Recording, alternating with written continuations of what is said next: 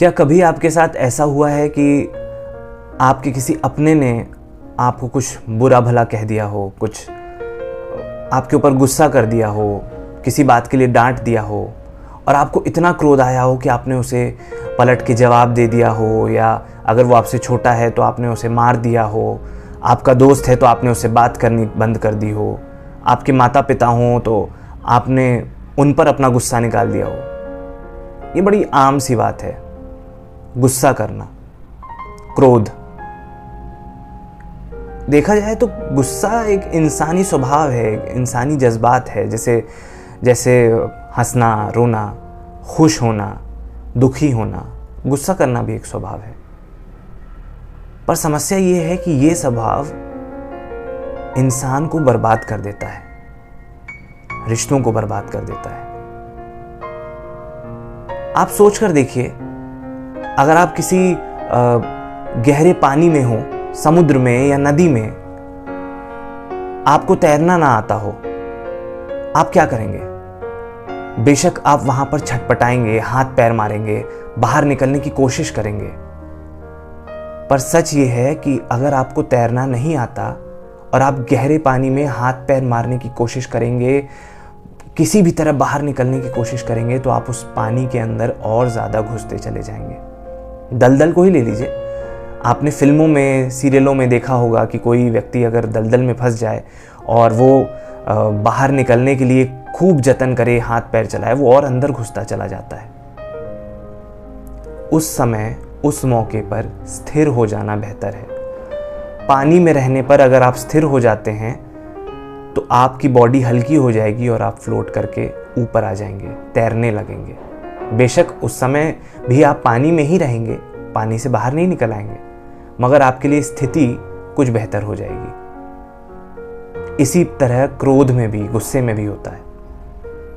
बहुत बार ऐसा होता है कि हम उस एक मौके पर, उस एक सेकंड, एक मिनट के मौके पर गुस्से में हम इतना कुछ बोल जाते हैं, इतना कुछ कर जाते हैं कि हमें उसके बाद अफसोस होता होगा या नहीं भी हो सकता है।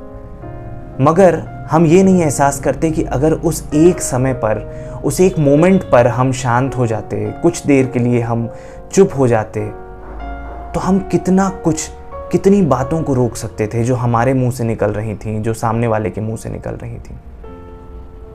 क्रोध शांत करना इतना ज़रूरी है कि शायद हमें पढ़ने लिखने, हमें तैरने की, साइकिलिंग की, बाइक चलाने की, इन सब की शिक्षा दी जाती है, इन सब की नॉलेज दी जाती है, पर क्रोध की नहीं दी जाती।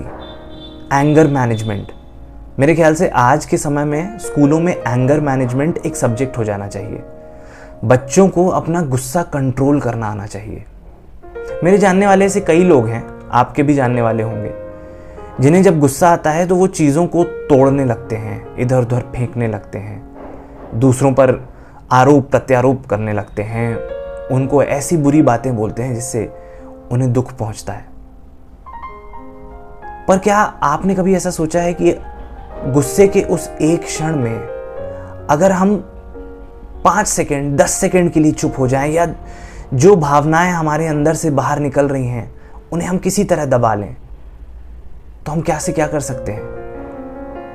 हम किसी को बुरा कहने से बच सकते हैं, किसी का दिल दुखाने से बच सकते हैं।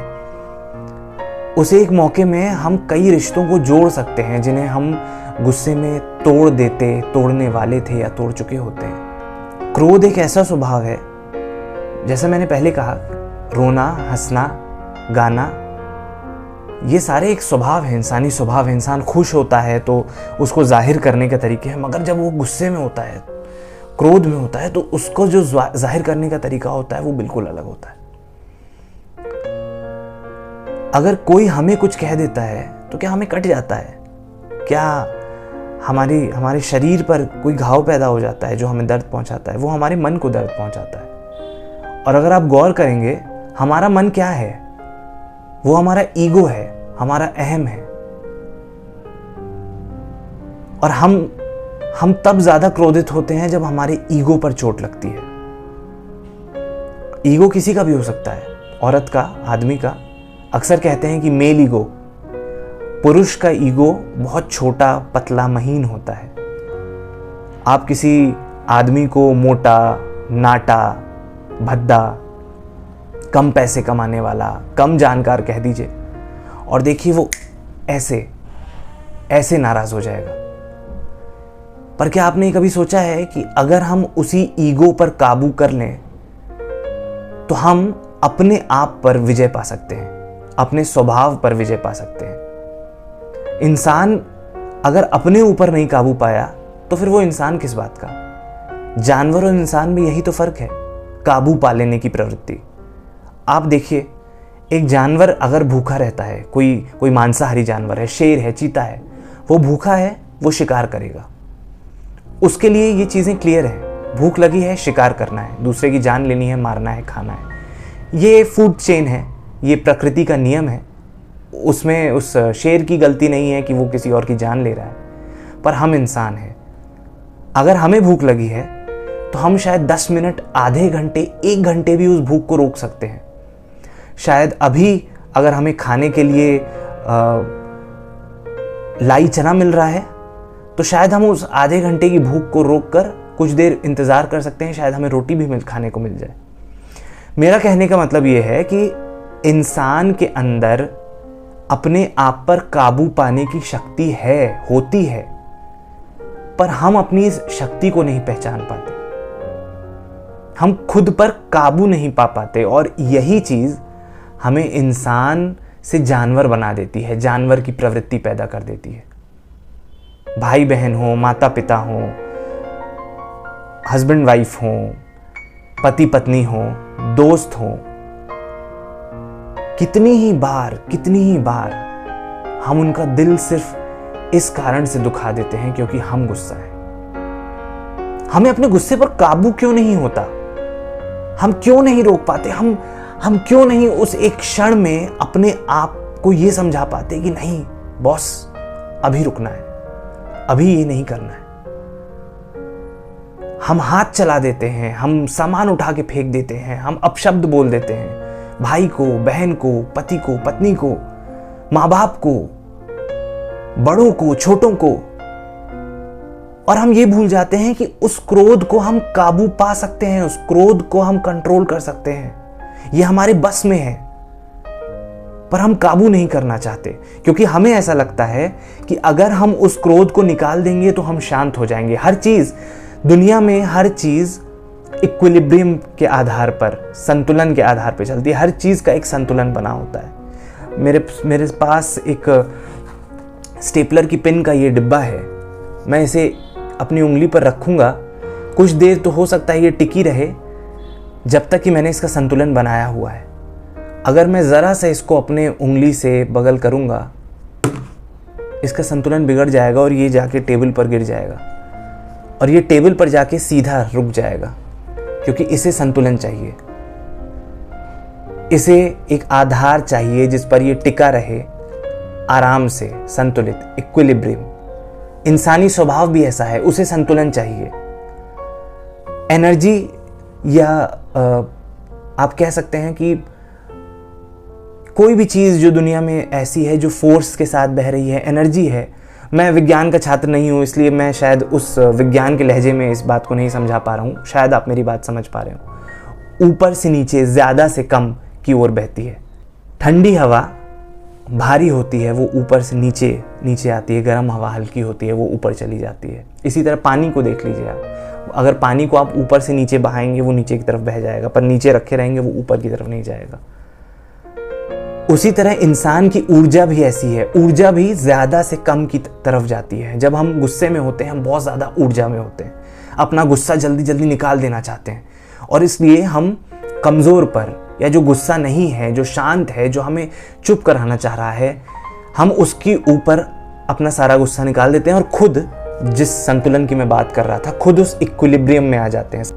पर हम ये भूल जाते हैं कि हम जिस सतह पर आकर गिरे हैं, जहाँ पे अपनी ऊर्जा निकाली है, उसको कैसा लगा होगा, वो कैसा महसूस कर रहा होगा। आप दुनिया की तमाम लड़ाइयों को, युद्धों को, अंग्रेज़ों के समय का वर्ल्ड वॉर हो या राजा महाराजाओं के दौर को देख लीजिए, ये तमाम युद्ध सिर्फ गुस्से की वजह से हुए हैं।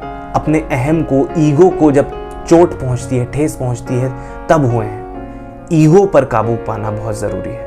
आपका ईगो इंसान से बड़ा नहीं है, उसके इमोशन से बड़ा नहीं है।